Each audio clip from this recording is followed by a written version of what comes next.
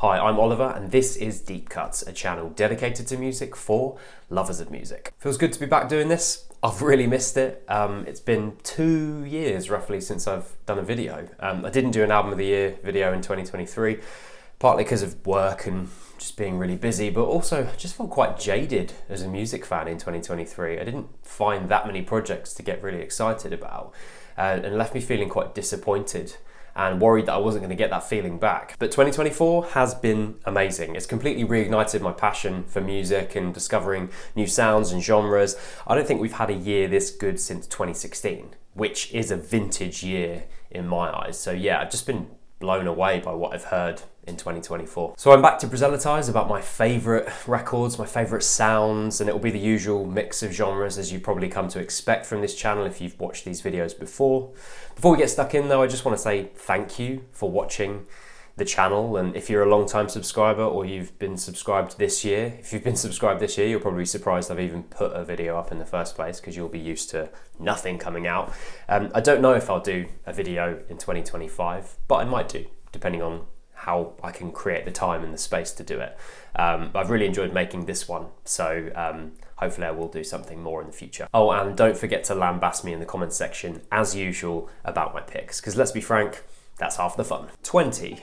Bibio, Phantom Brickworks LP2. Kicking this year's list off with perhaps the most on-brand way possible, an ambient record. British electronic artist Stephen James Wilkinson, also known as Bibio, followed up 2017's Phantom Brickworks with this excellent sequel, and it's very much a continuation of the bubbly, warm, drony envelope of sounds that record was. Returning of the song titles based on locations across the UK, actually mostly Wales to be honest, and then the numbered tracks, the Phantom Brickworks Roman numeral tracks, which together provide this thematic through line of the record. With this release, Bibio taps into this unfixed, meandering quality. Opening track to Norwich loops these lofty pads washed in reverb. It's named after this beautiful quarry in Wales, and checking out these images whilst listening gives you an idea of what Bibio was trying to evoke sonically. Getting to see the pictures as you listen to the music opens it up in an entirely new way. Elsewhere, Tegid's Court's piano part and an enchanting vocal lightly brush one another, and then there's the sound of birdsong that asserts itself into the piece. And it's like Bibio reminding you that you're being taken to a real geographic location, and that's a big part of what this project is. If you love the first Phantom Brickworks, you're going to love this one as well. 19. Cloud Nothing's Final Summer.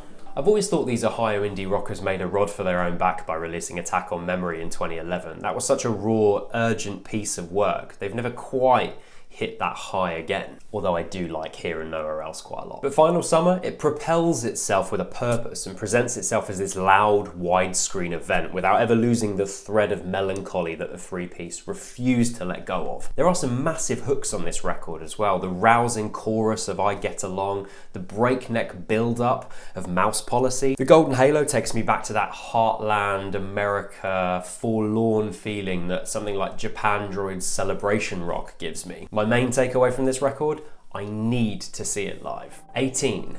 Vince Staples, Dark Times. I've always got a lot of love for Vince, not just because of that 2017 record Big Fish Theory, which I still love and listen to a lot, but I just feel like he's always very true to his artistry. Like, Vince does what Vince wants to do. And if that's a laid-back half-hour release with woozy instrumentals and languid bars, then I say good, because this is a solid project. The boom bap of Black and Blue, which is quite hard to say. It's coupled with Vince reflecting on his success, but also what might be missing in his life, and actually it sort of sets the tone for the rest of the record. Etouffee is one of my favourite tracks, that catchy melody cushioning Vince's bars about alienation and allusions to where you've come from, with this delivery that routinely creates a pleasing cross rhythm with that triplety flow that he often does. And of course, a 35-minute album that loops perfectly? Bravo, no notes. 17. Beth Gibbons, Lives Outgrown. A Beth Gibbons project is a rare and beautiful thing. They do not happen very often, but they are always compelling. We only ever got 3 Portishead records, and each one was just as incredible as the next. Now we have a debut solo album from the woman with the inimitable voice, and it's a folksy, dusty record. It's actually quite difficult to describe the sounds coming out of Lives Outgrown. There are certain sonic palettes and ideas that you sort of recognise, but maybe can't quite put your finger on it. At one point there's piano strings being hit with metal spoons. Other times it might just be bass clarinets or harmoniums in different situations, and it makes it difficult sometimes to work out exactly what you're listening to. There are also moments of swooning elegance, like the strings on Burden of Life, which sound like the climax of a melodrama. Don't go into this expecting Portishead, because that's not what it is.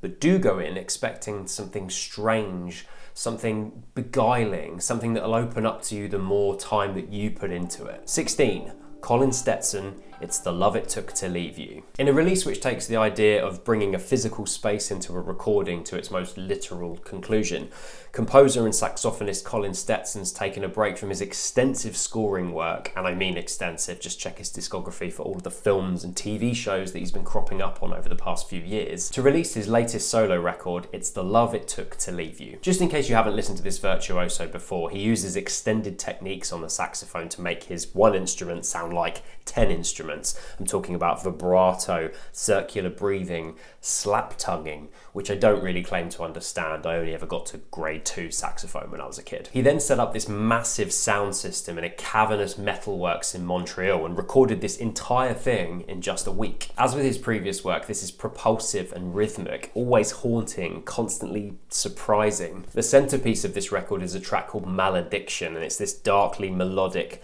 9-minute meditation which uses dynamics to instill a bit of dread and a bit of drama. 15. Ski Mask, Resort.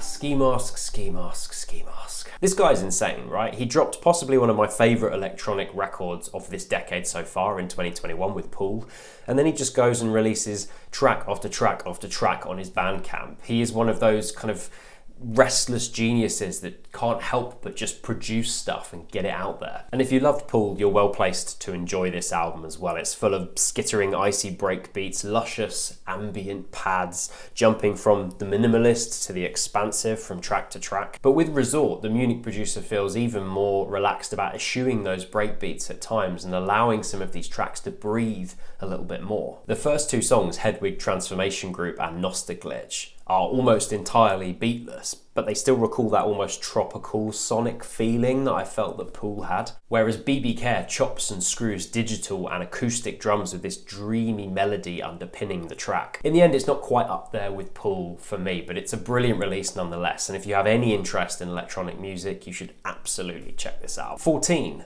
Blood Incantation, Absolute Elsewhere. First heavy record on the list, by no means the last. Blood Incantation are a weird old beast. They really do just go wherever their musical proclivities might take them. Last time we got a release, it was this analog, ambient, sci-fi epic. This time, the Colorado death metal band took to Germany to record what is essentially their love letter to 70s prog, albeit 70s prog that's sliced up and shoved into the chest cavity of a death metal host. That got unnecessarily grim as a metaphor.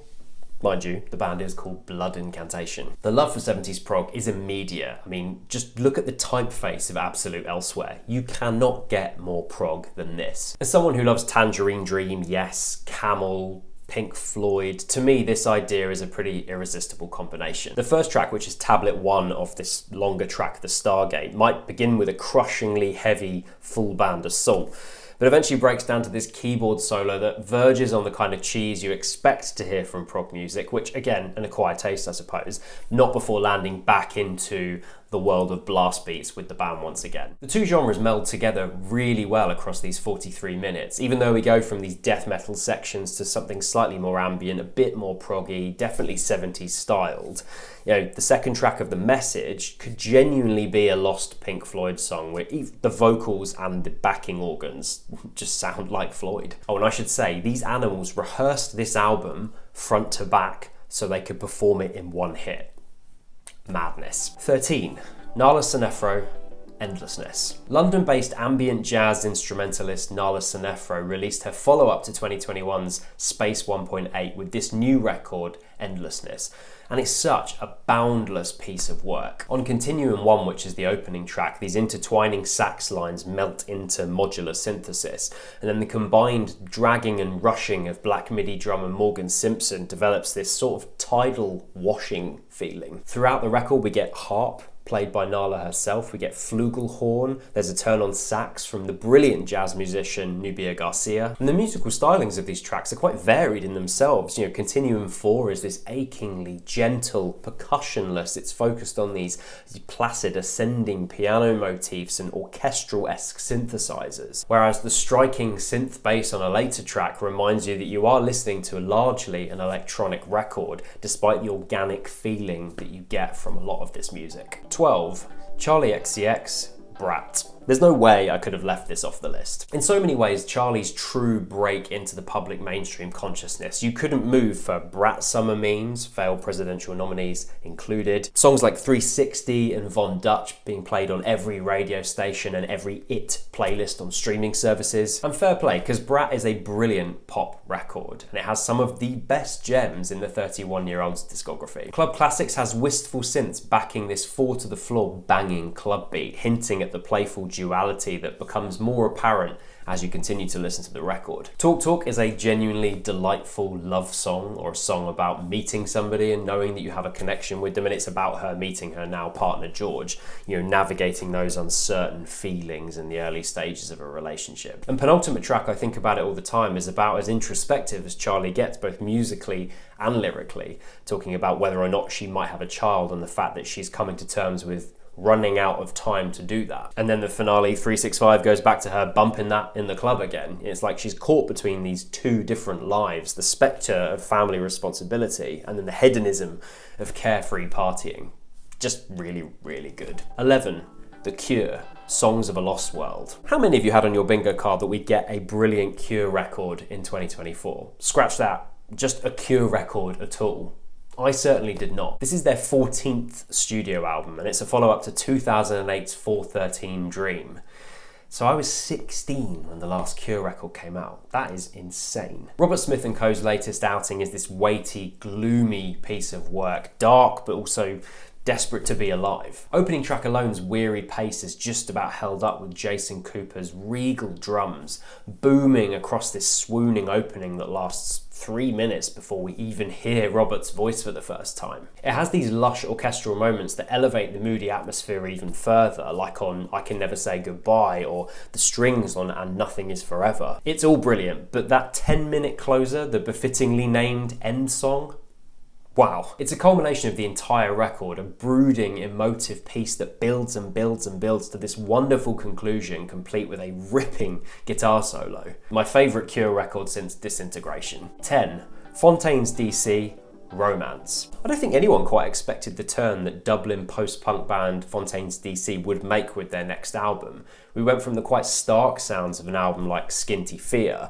to something getting pretty close to indie rock that wouldn't be out of place in an arena. The thing is, their relentless energy and confidence means that this actually does pay off as an approach, and in my opinion stands proudly alongside Skinty Fear and A Hero's Death. This new expansive sound isn't afraid to do crowd-pleasing moments like on Starburster, which has this linear strutting beat, but then it's the things they add in that makes it a little bit more interesting and stops it from sounding just like a run-of-the-mill arena band, like Grian Chatton's insane inhales in between lines in the chorus. Final track Favourite is basically an indie rock gem that wouldn't have been out of place in the mid-2000s. It ended up soundtracking my 2024 summer with those sun-drenched guitar lines and the simplistic lyrical repetition. Elsewhere, Sundowner ekes its way back into some of the gloom of previous releases, backed with what sounds like reversed strings drenched in reverb. Basically, there are parts of this which indeed are crowd-pleasing and you can imagine them in an arena, but they haven't compromised their sound, they've just taken it in a bold new direction. And you've got to respect that, because it really did pay off. 9. Xiu Xiu, 13-inch Frank Beltrame Italian stiletto with bison horn grips. What can I say? Jamie Stewart and Angela Seo have bloody gone and done it again. I'll go out on a limb and say that 13-inch Frank Beltrame Italian stiletto with bison horn grip is the weirdest and most difficult album title to say on the list. Yes. No. It's their best since Forget, an album that I have consistently played since its release in 2017. This is an opinion I know not every Xiu Xiu fan holds, so bear with me. But to my mind, this forever fascinating art, music, experimental project is at its most interesting when it intersects with more conventional songwriting, more, dare I say it, accessible songwriting. They lose none of their potency that releases like Girl with a Basket of Fruit or Ignore Grief or Oh No have, all albums which have released since Forget in 2017. But when they do go a bit pop, and I am using that term incredibly loosely, they just sound fucking huge. Common Loom's serrated opening sounds like an indie pop song lobbed into a mangler with a ton of glass. Beneficium's similarly jagged with fat, distorted drums from David Kendrick accompanying big synths and Stewart's ever-anguished croon. Not to mention opening track Art Omni, which might be the most beautiful Xiu Xiu track ever recorded. 8.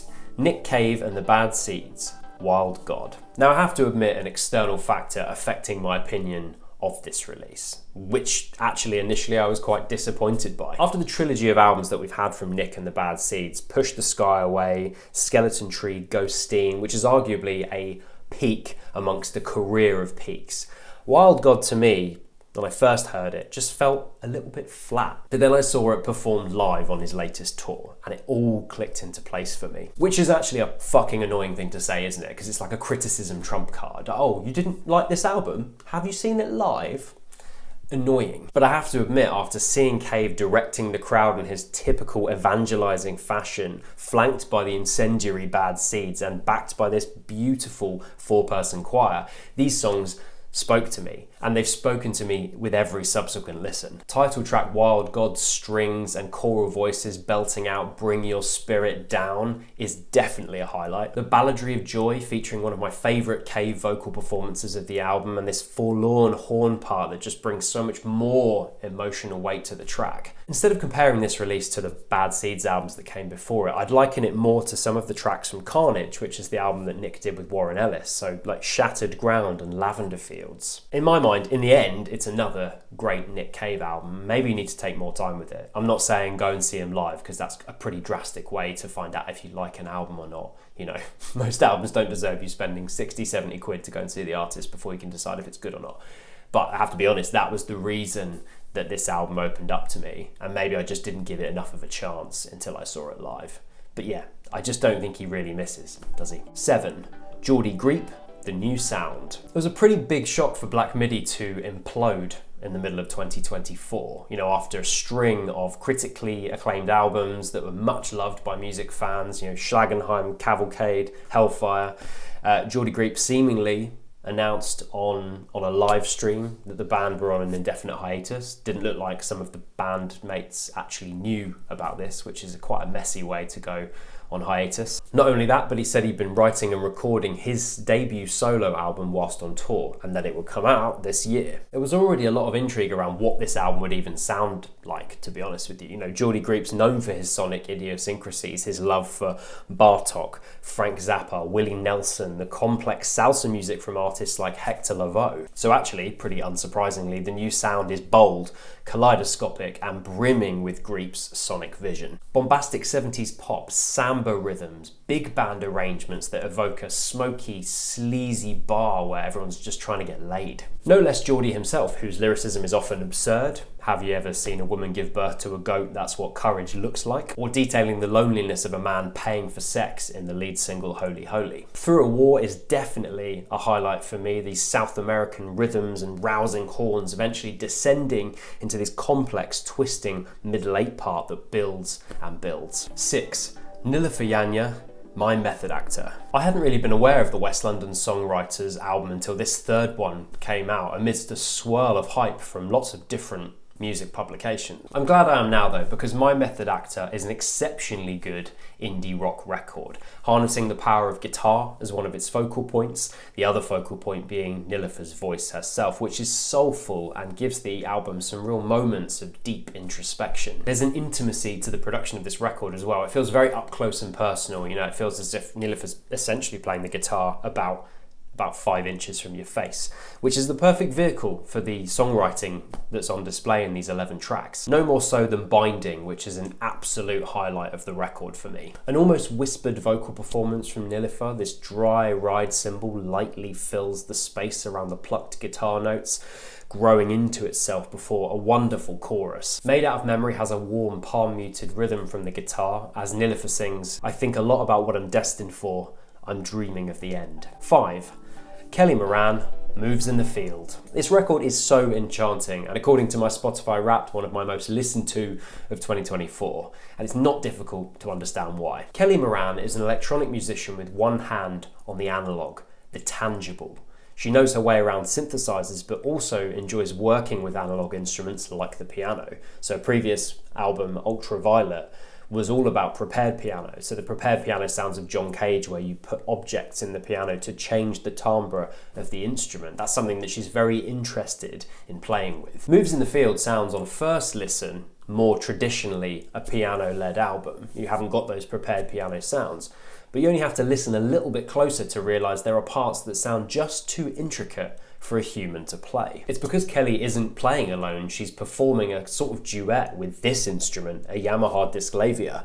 It's an acoustic piano with sensors that allows you to program passages of music for it to play. Kelly's then performing over the top of this and creating this gorgeous duet of human and machine. The melodies across this record are heart-wrenching. Like the first time I heard Leitmotif, I replayed it about 10 or 11 times because I just wanted to experience it over and over again. Moves in the Field is a delicate dance of fragility and power and intricacy, and I think it's amazing. I think it's such an interesting piece of work, and I can't wait to see what Kelly goes and does next. 4. Thou, Umbilical. Get your sludge metal hat on, if that's something you own. Louisiana band's 6th record is a cathartic, soupy exorcism. It's heavy as you like, battering you in the face with this nasty, deep riffage and Brian Funk's gravelly vocals just piercing through the noise. I haven't been this excited by a metal album in a couple of years, and across 48 minutes this record holds up. It does not let go of you. First track, Narcissist's Prayer, throws down with a guitar sound that I can probably just about approximate if I stuck an overdrive, 2 distortions and a fuzz pedal into my guitar. Even then I don't think I get quite as close as how nasty this sounds. The 6-minute belter ends with Brian just screaming, "It's time to die." Very on brand, isn't it? It's an interesting departure for the band, who started to skirt around more doom metal influences on 2014's Heathen or 2018's Magus, experimenting with slightly quieter passages. Umbilical isn't that. It's a more direct, punchy affair. It wastes no time in pulling you into this cavernous wall of sound that's built by massive riffs, guttural screaming and unrelenting drums. When they do play with dynamics, as they do on I Return Chained and Bound to You, it's always a very brief interlude, just sort of preparing you for the next bone-crunching riff. Outstanding. 3. Glass Beach, Plastic Death. Plastic Death, LA rock group Glass Beach's 2nd record, came out the hatches pretty quickly in 2024, releasing just 19 days in. And what a ride it is. For context, I liked their first album, which was called the first Glass Beach album, but it didn't blow me away. It sounded to me as if the 4-piece had something else a bit more special in the tank, maybe not immediately, but at some stage in the future. And I think I was right. In many ways, this is like a post-genre record. It's progressive, but it's not following the tropes of progressive rock in any of those obvious sonic footprints. It's maximalist to the max, and you're going to hear just about everything across its hour-plus running time. Intricate guitar motifs, marimbas, trumpets, ragged breakdowns, unison stabs, and that's just the opening track. The first time I listened to Plastic Death, it was the guitar break emotions going into that trumpet-backed chorus that made me sit up and go, oh yeah, these guys are operating on a different plane. This vast collage of ideas never feels disjointed somehow, even though it contains like almost twee melodies on a track like Cul-de-sac or the synth pop of Puppy. And then we get to the more heavy moments on a track like Comatose, which is nearly 10 minutes, with lead singer Jay McClendon giving it his absolute best. I really like this record. 2. Naima Bock, Below a Massive Dark Land. Formerly the bassist of Goat Girl, Naima Bock's 2nd record is this exquisitely rootsy, folksy, piece of work, bursting with warmth and love, unlike many other things that I've heard over the past few years. The 27-year-old started writing this record in her grandmother's shed in South London, using her voice and violin as a starting point to pull these musical ideas together. What we got in the end is a set of songs anchored by Naima's intimate yet powerful vocal performances and guitar, and then accented by all these other kinds of arrangements. We get quite a lot of violin, we get these almost glam rock synths on the track Kaylee, or the breathy staccato flute and clarinet in the first track Gentle. My Sweet Body is a gorgeous highlight. Picked guitar strings accompany Naima as her breathy vocals ruminate on existing and knowing at some stage that your body is going to give up on you. And it injects a subtle dread in a track that on a surface level is very sonorous and pretty. On Further Away, her voice is joined by a second voice in a lower octave, plucked guitar keeping the arrangement sparing. Tracks like this and Moving sort of feel as if you're in the room whilst Naima is performing. And I don't think many records are able to craft that kind of intimacy in the way that they're recorded, in the way that the songwriting opens up to you as a listener. You know, so many records try and fail to capture that vibe, but it's absolutely here on this album. Go listen to it. 1. Mamaleek, Vida Blue. As is often with these kinds of yearly appraisals of music or art, it's rarely the ones that you expect that end up coming out on top. I certainly didn't expect mine to be from an experimental metal band from the Bay Area that sound more like Captain Beefheart or The Residents, writing an album that explores the death of a bandmate. I wouldn't normally include comments from Rate Your Music, but there was quite a funny one that I found when I was hunting around for information on this band, which was quite hard to come by. Someone had listened to Vida Blue, and I thought it was a pretty good distillation of what the music sounds like. If Tom Waits made Black Star with Chat Pile as his backing band. I should stress that this wasn't an overly positive review, which is interesting, isn't it? The nature of subjectivity, because that sounds great to me. Like, I'd go and listen to that straight away if I had not heard the album before I read that review. And this guy did not agree. So just a bit on these guys first. This is their 8th album, and this album comes after the death of their band member Eric Livingston, who was the keyboardist. The rest of the band remain anonymous, so if they conduct any interviews with the press, then it's done remotely on Zoom with the camera off. They just don't want to give much away about themselves and their personal lives, and it kind of adds to that mystery and the weird, compelling nature of the music that they make. Vida Blue feels like a living, breathing eulogy of a person that I've never met, but I sort of wish that I had. It's messy, it's wayward, it's unfixed, and it sucked me in from the very first moment I heard it. In a similar way to my number 3 pick, this record just eschews any generic conventions. It throws them fully out the window. Some moments, like on opener Tagusa Kalpa, the band sound like Oxbow. You have anguished vocals, punchy bass and drums leading the 5-piece through these constantly changing sections. Ancient Soul's No Longer Sorrowful is like a spliced up piece of deep-fried Americana blues descending into stoner sludge and then rounding out with this beautiful piano-led section. And this is one of the things Mamaleek do so well throughout this record. They're constantly constructing these knotty forests of sound, only to open up to the occasional sunlit glade. Vileness Slim begins sounding pretty paranoid. You've got the 16th note beat and a kind of Waitsian vocal performance, but the string pads and the flutes then break in to create something that sounds quite beautiful, and it just melts that tension that they'd established initially. This will probably be a divisive pick. Not everybody's going to get Vida Blue, not everyone's going to like it. It's pretty out there and weird, and some people will find it quite annoying. But I have to be true to my tastes and opinions, and it's partly why I started this channel in the first place. I want to be able to tell you guys what I value in this medium, and then have arguments with you in the comments section about why I'm right or wrong, and that's part of it. And you know, in a year of really interesting, creative music being released, for me, this was right up there. So, Mamaleek, Vida Blue, Deep Cuts Album of the Year. So there you have it, the 20 best albums of 2024. We did it. It only took 2 years to get back on camera and do something again. Let me know what you think of my list in the comments section below. Let's have an argument about what you do and don't like about it, or what I omitted. And I'll happily chat with you guys there, so you can find out why I didn't include things like the smile, for example, which I'm sure will be mentioned. You can find me on Bluesky and Instagram. I don't post much these days, but I will occasionally put my comments and thoughts about music on there, so feel free to follow me on either of those platforms. Like, I've genuinely loved doing this again. It's been really fun, and I really hope it's not 2 years until the next one, and I don't think it will be.